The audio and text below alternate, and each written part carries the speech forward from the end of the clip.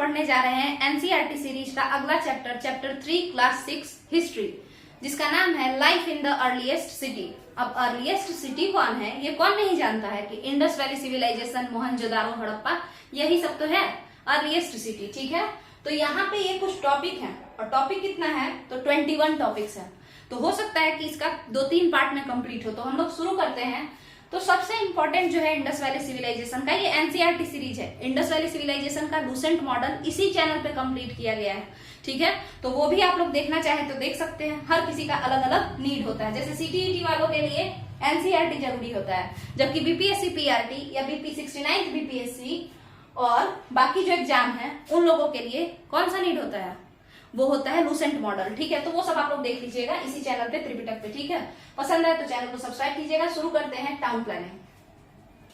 तो ये जो टॉपिक है ये समझाने वाला टॉपिक है, ध्यान से सुनिएगा। टाउन प्लानिंग जो है इंडस वैली सिविलाइजेशन में वो कैसा था।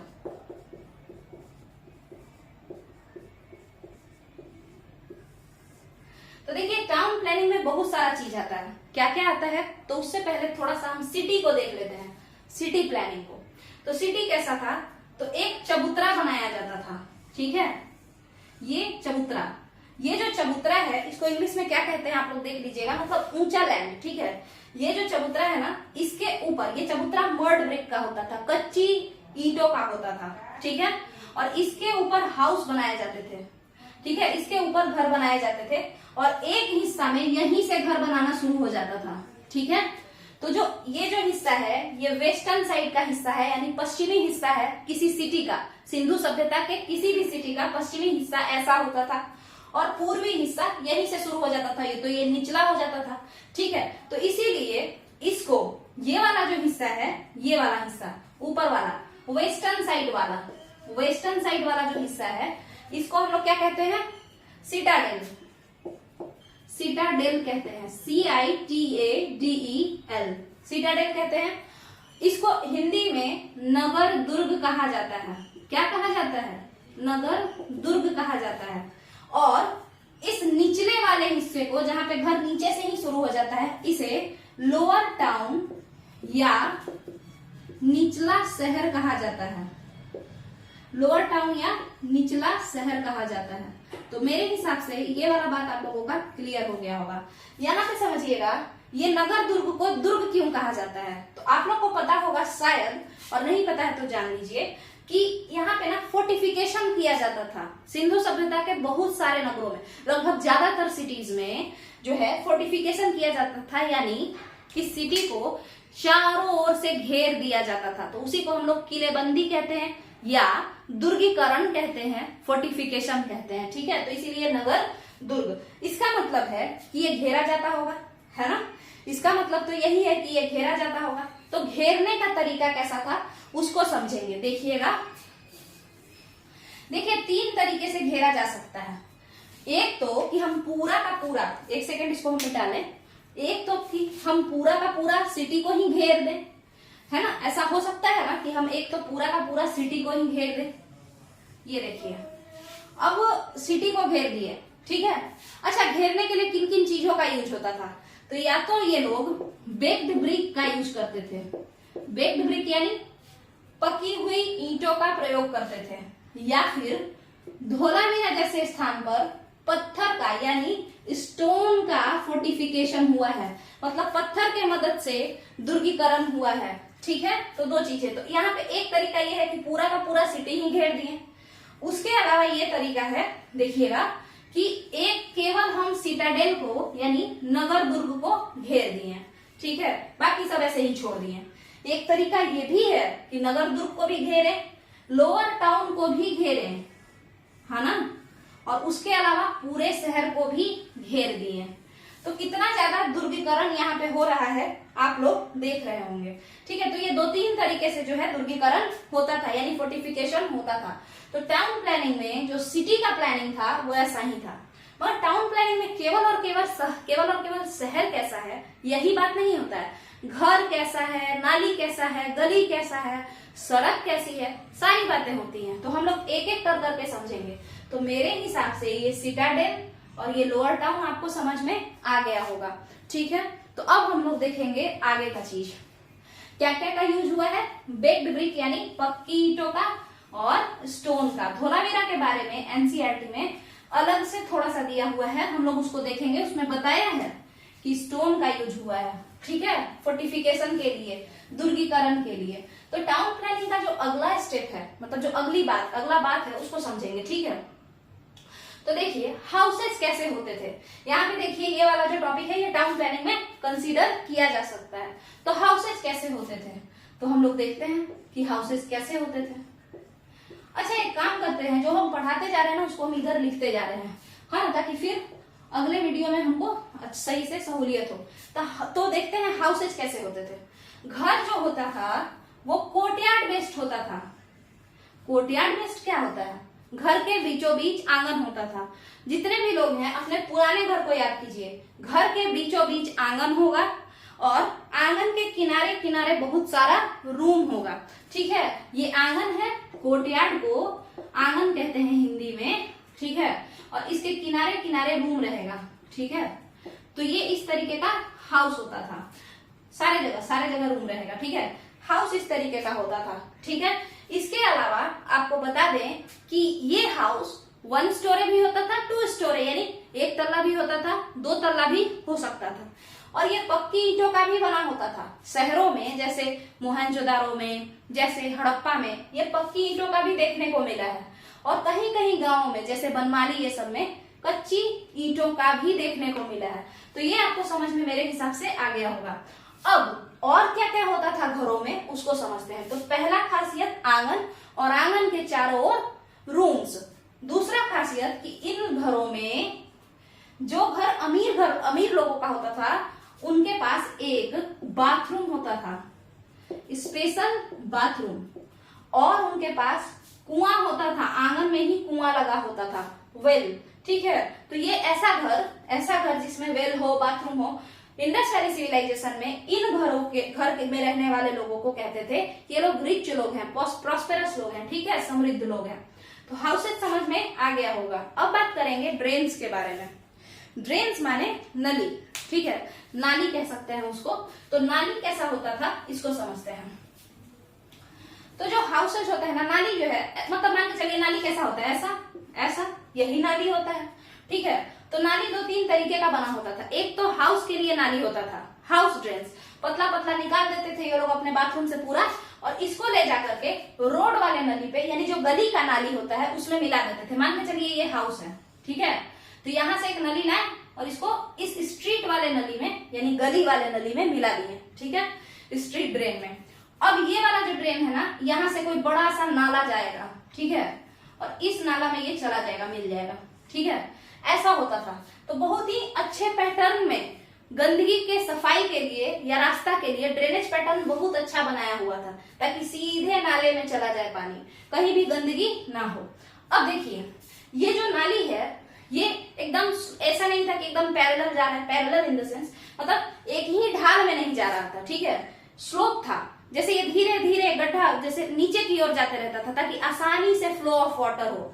Flow of water higher concentration से लोअर कंसंट्रेशन में होगा, मतलब ऊपर से नीचे की ओर होगा।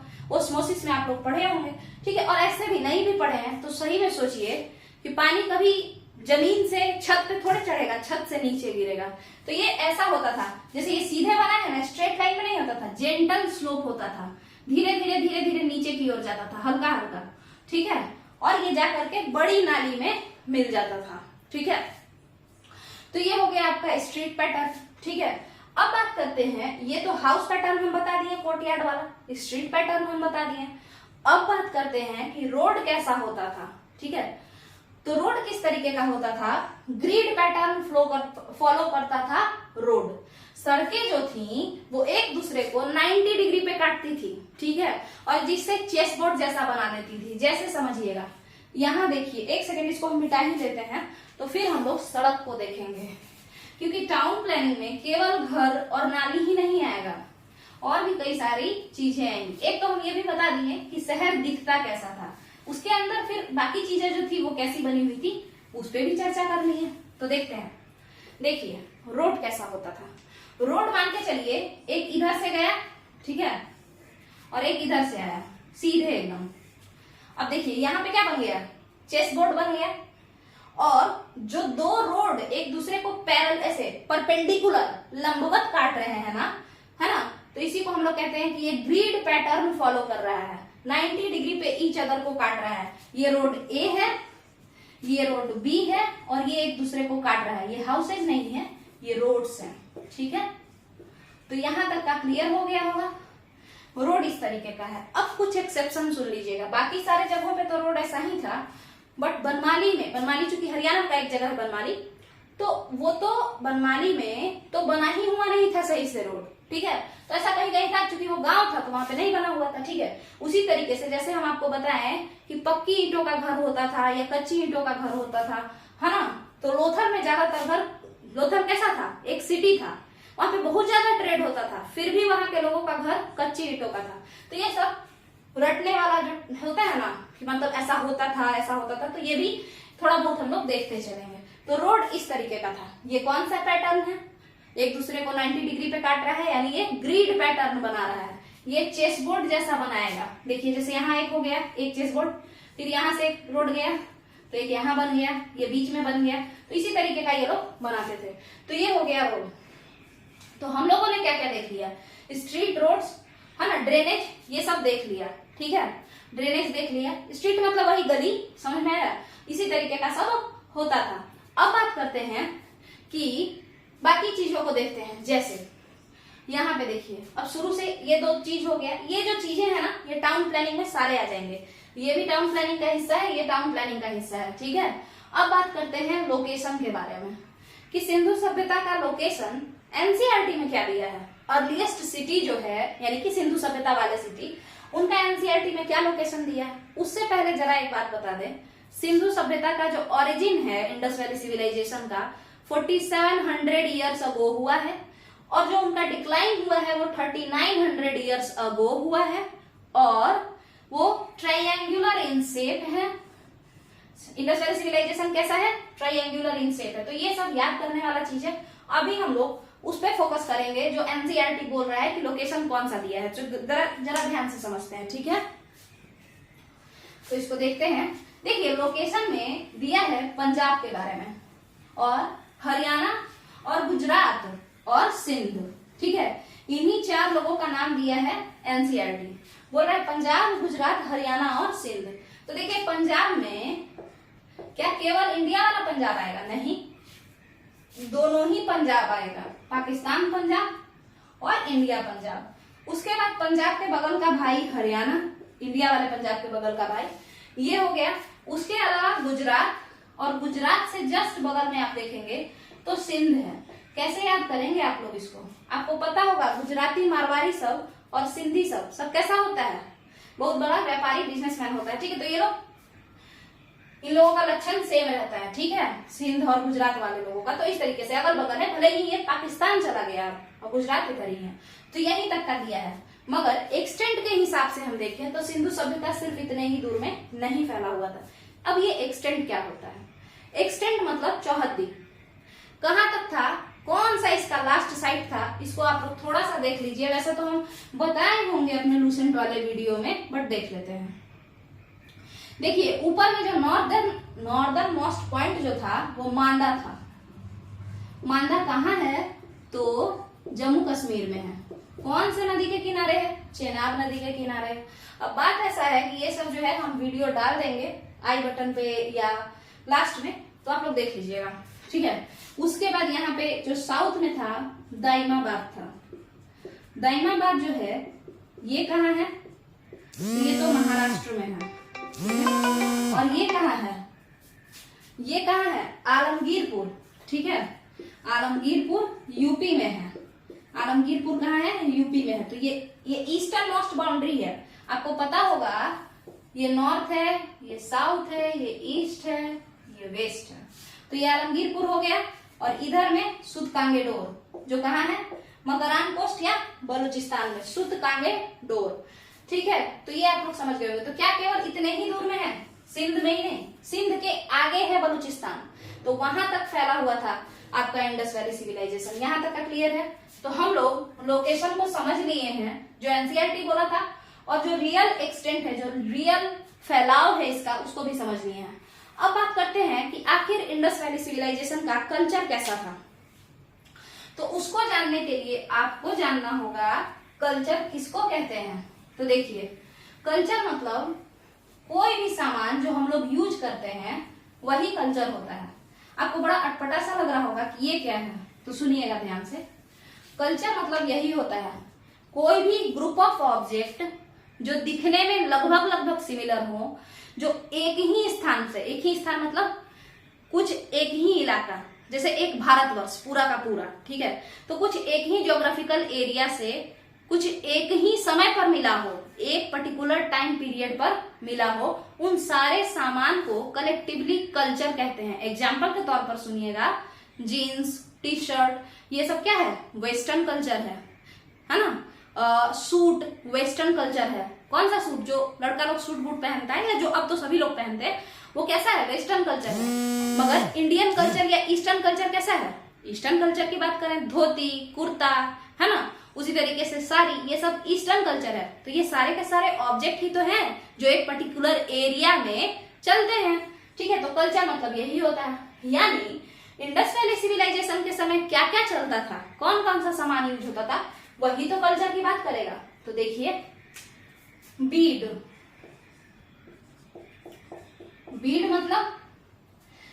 मतलब मोती, ठीक है। अब कैसा मोती, देखिए कोई भी सामान जिससे हम लोग क्या बनाते हैं, माला बना दे, है ना।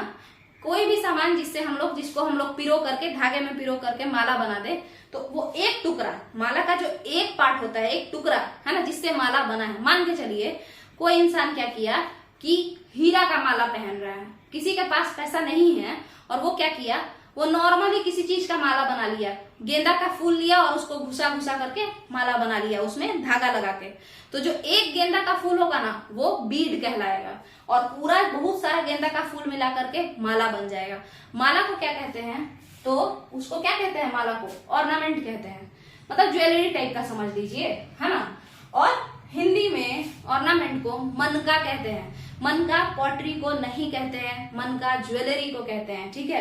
अब हम ऐसा कैसे कह सकते हैं, तो आप 6th क्लास के एनसीईआरटी को देखिए, आपको पता चलेगा उसके फिगर को देख के। चलिए, तो बीड हो गया, इसका यूज होता था माला वगैरह बनाने के लिए। सेल की बात करें तो ये तो आपको पता है, शंख को कहते हैं, शंख का भी यूज होता था। सील की बात करें तो सील पे तो हम आज ही एक क्या बनाए हैं, शॉर्ट्स बनाए हैं कि आखिर सील क्या होता है। तो आप लोग इसको देख लीजिए। देखिए, सील जो होता है ना, एक सेकेंड, सील वाला हम यहाँ पे बनाए हैं। देखिए, मान के चलिए ये जो है, ये क्या है, ये एक पत्थर का सामान है, और इस पे हम कुछ उकेड़ दिए हैं, कुछ कार्व कर दिए हैं, ठीक है, इनग्रेव कर दिए हैं। तो ये जो है, ये पत्थर का सामान सील कहलाएगा। और इस पे हम अब मारे ऐसे थप्पा, ये एक झोला है, समझिए ये एक बैग है, और उस पे मिट्टी का सामान, मतलब मिट्टी ऐसे ऐसे थोप दिए हैं, इस पे लेप दिए हैं, ताकि ये बैग खुल ना जाए, ताकि इस बैग में से कोई सामान चोरी ना हो जाए। और हम ये बैग किसी को दे रहे हैं कि मान के चलिए हम मुंबई में हैं और हम बोल रहे हैं इसको कलकत्ता लेके चले जाना, तो हम इस पे ठप्पा मार देंगे, ठीक है, ऐसे ठप्पा मार देंगे, ऐसे ऐसे, ठीक है। अब ये ठप्पा जो है, अगर वो इंसान इसको खोलेगा तो ये ठप्पा क्या हो जाएगा, टूट जाएगा, मिट्टी सूख जाएगा ना, और ठप्पा टूट जाएगा। तो इसका मतलब है कि मेरे सामान के साथ छेड़छाड़ हुआ है।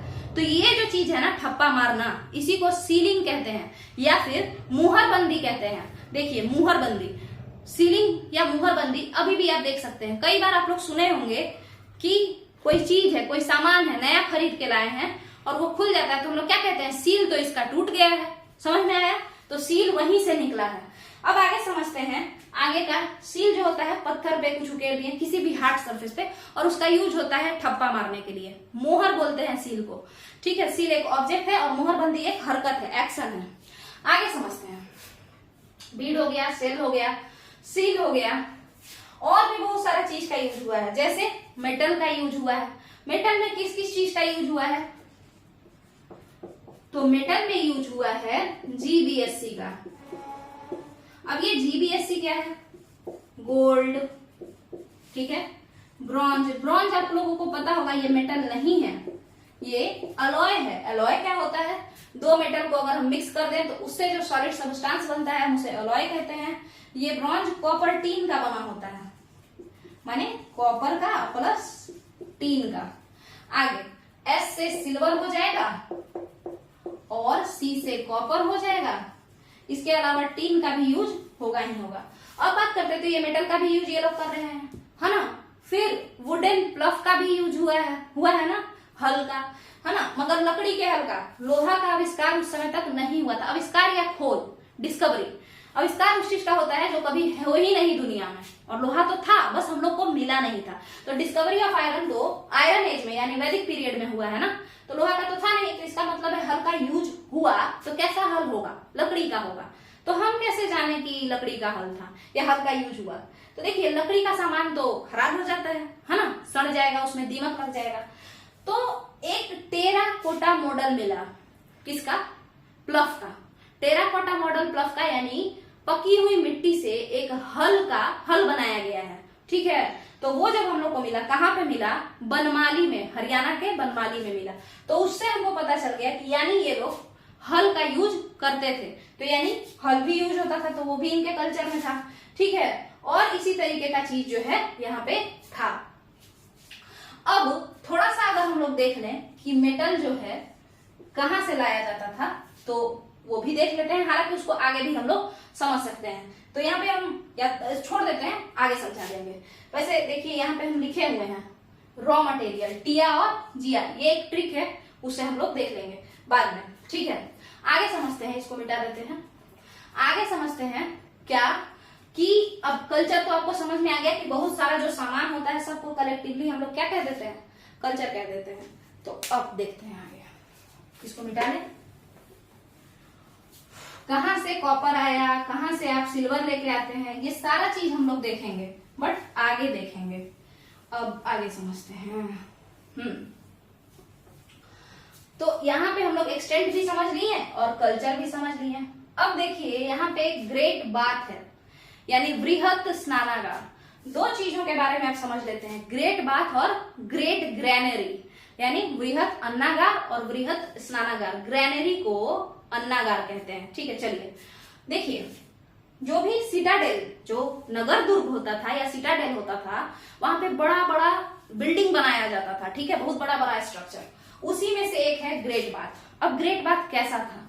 तो देखिए ये इस तरीके से क्या था, एक तालाब है ना, पोखरा जैसा समझ लीजिए, है ना, जो जहाँ पे लोग छठ करते हैं, बिहारी लोग अच्छे से जानते हैं पोखरा कैसा होता है। अब इसमें दो ओर से सीढ़ी रहता था नीचे उतरने के लिए। इस पोखरा में नीचे उतरने के लिए, देखिए मेरा डायग्राम उतना अच्छा नहीं है, तो आप लोग समझिए ये सीढ़ी है नीचे उतरने के लिए, दो ओर से, एक इधर से दे दिए और एक इधर से दे दिए, ठीक है। तो ये हो गया, है ना। और इसके चारों तरफ क्या बनाया जाता था? चारों तरफ रूम्स बनाए जाते थे, ठीक है, रूम्स बनाए जाते थे चारों तरफ, ताकि कोई इंसान यहाँ नहाए। स्पेशल ओकेजन पे ही यहाँ नहाया जाता था, कुछ पूजा वगैरह के केस में, और माना जाता है ऐसा कि बड़े लोग ही नहाने आते थे। तो ठीक है, ये मोहनजोदड़ो में पड़ता है ग्रेट बाथ, ये तो सभी लोग जानते हैं। अब जब नहा लिए तो इस रूम में जाकर के कपड़ा चेंज कर लिए, इस रूम में जाकर कपड़ा चेंज कर लिए, इधर से सीढ़ी चढ़ के कपड़ा चेंज कर लिए, ठीक है। अब इसमें पानी कहाँ से आता था? तो पानी एक बड़े से कुआं से आता था, ठीक है। चलिए ये भी हो गया। तो भाई अब इसको क्या समझना है कि ये किस चीज का बना था? तो देखिए ये जो पोखरा था, ये जो टैंक था, इसमें ब्रिक लगे हुए थे, ठीक है, ब्रिक लगा हुआ था ऐसे ऐसे, ठीक है, बेक्ड ब्रिक था ये, ठीक है, बेक्ड ब्रिक था, और इसके पूरा लगा हुआ था यहाँ पे, समझ लीजिए। तो और इसके बाद इसके ऊपर प्लास्टर कर दिया गया था, ठीक है, सीमेंट वगैरह ला करके, गिट्टी ये सब ला करके प्लास्टर कर दिया गया। प्लास्टर करने के बाद इसके ऊपर क्या किया गया? नेचुरल तार बिछा दिया गया। तार मतलब जो चारकोल वगैरह नहीं होता जो रोड पे बिछा रहता है वैसा, तो नेचुरल तार बिछा दिया गया। क्यों नेचुरल तार बिछा दिया गया? क्योंकि ब्रिक से पानी तो रिस जाएगा, और पानी कहाँ चला जाएगा? इसमें पानी डालेंगे बाहर निकल जाएगा, फिर पानी डालेंगे फिर बाहर निकल जाएगा रिस रिस के, ठीक है। तो इसको वाटर टाइप करने के लिए, ताकि इसमें से पानी का रिसाव ना हो, जब तक मेरा मन ना हो तब तक रिसाव ना हो, इसीलिए यहाँ पे नेचुरल तार बिछा दिया गया प्लास्टर करने के बाद। तो इसी तरीके से आपका ग्रेट बाथ बन करके तैयार हुआ था। ग्रेट ग्रैनरी कैसा था? तो वो एक बड़ा सा मतलब कोठरी जैसा था, है ना, और उसमें सामान अटता था। पूरे हड़प्पा जो कल्चर है या पूरा जो इंडस वैली सिविलाइजेशन है, उसमें जो सबसे बड़ा क्या है, सबसे बड़ा बिल्डिंग है वो ग्रेट बाथ नहीं है, वो ग्रेट ग्रैनरी ही है। वृहत अन्नागार है सबसे बड़ा बिल्डिंग पूरे इंडस वैली सिविलाइजेशन का, जो कि कहाँ है, मोहनजोदारो में है। ठीक है, अब बात करते हैं कि क्या ग्रेट ग्रैनरी जैसा और भी कहीं स्टोर हाउस था या ग्रैनरी था? तो कहाँ था बताइए? तो वो था हड़प्पा में। हड़प्पा का जो ग्रैनरी था ना वो ऐसा था, 6 ठो इधर कोठरी बना दी है, 3 4 5 6, और इसी के पैरेलल 6 ठो यहाँ पे बना दिए। ठीक है, ये 6 और ये हड़प्पा के सिटाडेल के वेस्ट में था, मतलब सिटाडेल के बाहर में वेस्ट में ही था। ये हो गया 6 ठो। तो इसको कहते हैं कि 6 रॉज ऑफ ग्रेनरी, ये हड़प्पा में था।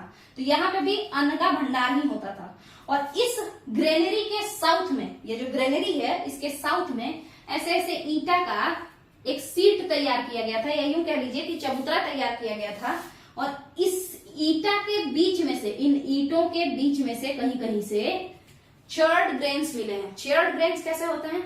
पुराना जमाना का अनाज जब जल जाता है ना, कच्चा अनाज, जैसे गेहूं को जला दीजिए तो वो काफी दिन तक रहता है। ठीक है, पका हुआ नहीं, रोटी को जला दीजिए वो खत्म हो जाएगा, बट कच्चा अनाज, ठीक है, गेहूं को जला दीजिए, धान को जला दीजिए, जो चेयर्ड फॉर्म में अवेलेबल रहता है। तो यहाँ से इन सभी, ये जो गड्ढा या इसमें जो सुराख है ना, उस सुराख में से बहुत सारा कचरा के फॉर्म में क्या मिला है, अन्न मिला है। तो इससे पता चलता है कि ये कैसा होगा, यहाँ ग्रेनरी में सामान को भर दिया जाता होगा कोठरी में, और कोठरी से निकाल करके या कोठी से निकाल करके इस पे क्या किया जाता होगा, पूरा पत्थर बिछा दिए और इस पत्थर पे पटक पटक के मार रहे हैं और इसको थ्रेस कर रहे हैं। थ्रेस करना मतलब गांव में अगर आप लोग रहे होंगे तो देखते होंगे मशीन से नहीं होता है, थ्रेसर वगैरह मशीन नहीं होता है, गेहूं को छुड़ाने के लिए, यस मेनली चावल को छुड़ाने के लिए। ठीक है, हम लोग क्या करते हैं कि चावल का जो होता है ना डंठल धान का, उसको उठाते हैं और पटकना शुरू करते हैं और उससे वो अपने ही झरझर के नीचे गिरता है।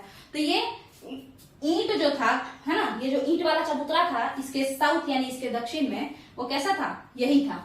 इसमें से निकालो, पटक पटक के सारा धान झाड़ लो, चावल। ठीक है, तो इसीलिए कुछ चावल इसके सुराखों में बच गया है। तो ये हो गया आपका ग्रेट ग्रैनरी। यहां तक का क्लियर है? अब आगे समझते हैं, और कुछ खास इसमें है नहीं, अब आगे समझते हैं। लोथल में भी एक स्टोर हाउस है। ठीक है, लोथल में भी एक स्टोर हाउस है, बट वहां पे ये सब चीज खाने पीने का नहीं है। वहां पे क्या क्या मिला है, तो वहां पे सील्स वगैरह मिलेंगे, वहां पे सेल मिलेगा। सेल मतलब शंख से बना हुआ सामान, कोई गहना गुड़िया, ये सब चीज ज्यादा मिलता है, क्योंकि लोथल कैसा था, लोथल ट्रेड वाला इलाका था, व्यापार वहां पे होता था। लोथल भोगवा नदी के किनारे बसा हुआ था। ये भी आप लोग को बाद में बताएंगे, क्योंकि लोथल भी एक टॉपिक है अलग से सिंधु सभ्यता में, एनसीईआरटी वाले में, तो उसको देख लेंगे हम लोग। तो ये हो गया ग्रेट बाथ, हो गया ग्रेट ग्रैनरी भी हो गया। अब बात करते हैं फायर अल्टार्स के बारे में। तो कालीबंगा फायर अल्टार्स मतलब क्या होता है, तो एक कुंड। ठीक है, जैसे पद्मावती आप लोग देखे होंगे तो उसमें कैसा था, जोहर करने के लिए कुंड बना, उसमें कूद जाओ, वैसा। तो फायर अल्टार्स ये ऐसे भी वेदिका आप लोग देखे होंगे, कुंड वगैरह देखे होंगे जिसमें अग्नि जलते रहता हो, वैसा। तो वही होता था फायर अल्टार्स। ठीक है, तो ये कहाँ कहाँ मिला है, कालीबंगा में मिला है, कालीबंगा में मिला है, और कहाँ मिला है, लोथल में मिला है। अब इससे क्या पता चलता है, तो पता तो यही चलता है कि इन दोनों जगहों पे सेक्रीफाइस होता होगा, है ना, बलि किया जाता होगा, बलिदान दिया जाता होगा, है ना, तभी तो ये फायर अल्टार होगा वहां पे। समझ में आया? बलिदान दिया जाता होगा किसका, तो एनिमल का, है ना, यानी एनिमल स्लाफ्टर होता होगा। और कोई कह नहीं सकता है ह्यूमन स्लाफ्टर भी होता होगा। ठीक है, मतलब बलिदान का व्यवस्था तो यहाँ पे था। ठीक है, अब आगे समझते हैं स्टोर हाउस के बारे में। तो स्टोर हाउस वही जहाँ पे हम कोई सामान इकट्ठा करते हैं। तो हम बता दिए हैं कि मोहनजोदड़ो में था, जिसमें हम लोग अनाज इकट्ठा करते थे। उस अनाज के इकट्ठा करने की जगह को अन्नागार या ग्रेट ग्रैनरी कहते थे। उसके बाद हड़प्पा में था, जो कि 6 के रो में पैरेलल ऐसे करके 6 का कोठी बना हुआ था। वो जो था वो हड़प्पा वाला था, उसमें भी हम लोग अनाज इकट्ठा करते थे। और लोथल में भी एक स्टोर हाउस था, उसमें हम लोग ऐसे ही कुछ कुछ सामान इकट्ठा करते थे। ठीक है, जैसे जो खिलौना वगैरह हो गया या स्टोन का बना हुआ ऑर्नामेंट हो गया, माने कोई गहना गुड़िया, ये सब वो सब, क्योंकि लोथल में वही सब होता था, तो इसीलिए। अब बात करते हैं हम लोग थोड़ा, हाँ एक चीज आप लोग जान जाइए, सिंधु सभ्यता के लोग अपने प्राइवेसी का बहुत ख्याल रखते थे। उनको बिल्कुल नहीं पसंद था कि रोड पे चलता हुआ आदमी मेरे घर में घुस जाए या मेरे घर का कोई भी चीज देख ले। इसीलिए सिंधु सभ्यता के लोगों का जो हाउस था ना, उनका गेट इधर की ओर, मान के चलिए इधर रोड है तो रोड की ओर नहीं खुलता था, पूरा बंद, ठीक है, पीछे की ओर खुलता था। मगर लोथल एकमात्र ऐसा जगह था जहां पे ये गेट अंदर की ओर खुलता था।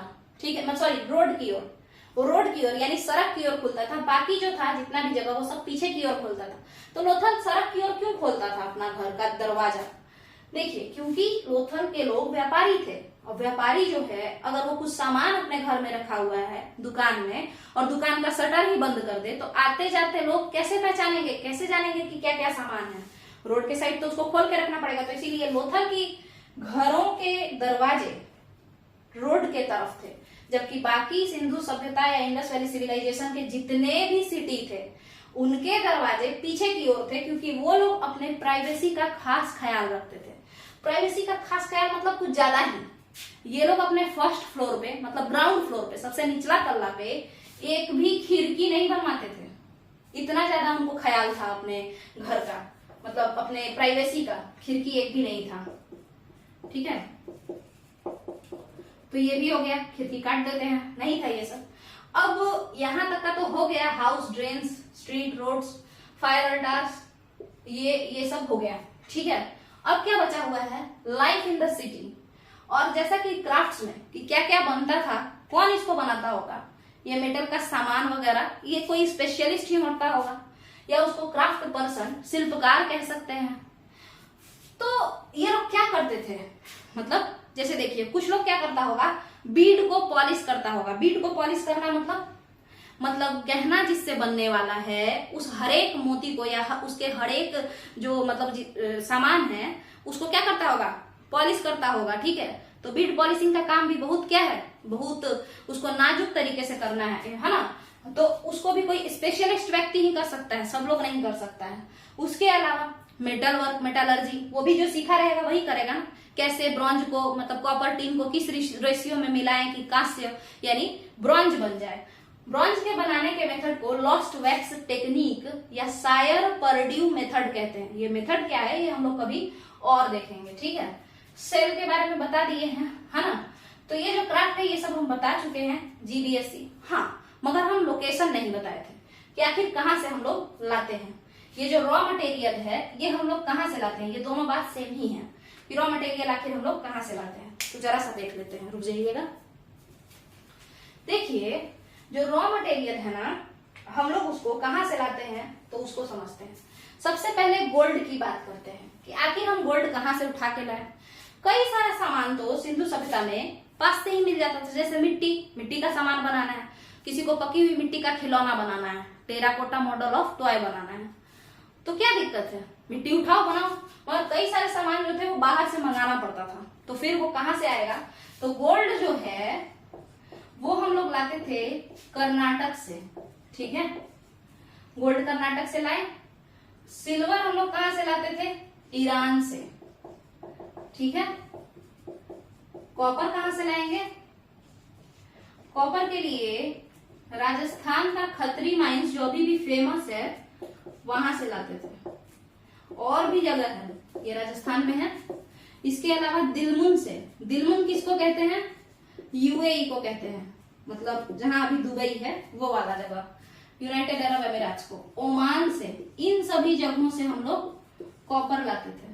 टीन कहां से लाते थे, तो टीन के लिए ट्रिक है टिया, यानी ईरान से और अफगानिस्तान से। अगर आप लोग को ये लिखना है तो साथ में लिखते जाइए। ठीक है, इसके बाद जिया, प्रीसियस स्टोन्स कहां से लाते थे, कई सारे बहुत ही बेशकीमती पत्थर होते थे, जैसे लापिस लजूली, ये सब का आप नाम सुने होंगे। स्टीएटाइट पत्थर जो होता था वो बहुत कीमती तो नहीं होता था, मगर उसका यूज बहुत ज्यादा था।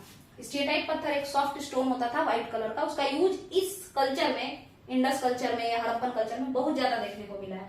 तो देखिए प्रीशियस स्टोन जो हम लोग लाते थे, यानी कीमती पत्थर जो हम लोग लाते थे, तो वो हम लाते थे गुजरात से, जिया यानी गुजरात, ईरान, अफगानिस्तान से। ठीक है, तो ये हो गया आपका रॉ मटेरियल, ये हो गया आपका क्राफ्ट्स। तो एक बार देखिए, अब थोड़ा सा ही बचा हुआ है तो ये कंप्लीट ही हो जाएगा, मगर शायद वीडियो लंबा हो जाए, तो एक बार पूछ लेते हैं कि कितना मिनट का हुआ है, कितने मिनट का वीडियो? 35। तो मेरे हिसाब से हम लोग इसको यहीं पे खत्म करते हैं। और अगर आपको ये थोड़ा अच्छा लगा हो वीडियो, आपको लगा हो कि ये अच्छा है, मतलब इसमें कुछ नॉलेजेबल बात है, तो चैनल को सब्सक्राइब कीजिए, वीडियो को शेयर और लाइक कीजिए। नीचे कमेंट में बताइए अगर कुछ सुधार करना हो तो। सीटीईटी वाले लोगों के लिए तो ये बहुत अच्छा होगा, क्योंकि अच्छे से हम इसको समझाएं। और बाकी 69th बीपीएससी वाले लोग अच्छे से जानते हैं, जो भी बीपीएससी देते हैं, कि बीपीएससी अब रट्टू तोता नहीं रहा, काफी शिफ्ट हो चुका है वो, है ना। Read between the lines NCERT से उठा उठा के पूछ रहा है। तो अगर आप लोगों को ये सही लगा है या कुछ सजेशन देना है तो आप कमेंट में बताइए। सही लगा है तो वो भी कमेंट में लिखिए कि कैसा पढ़ाया है। और तो बाकी लाइक कीजिए। चलिए, तो थैंक यू।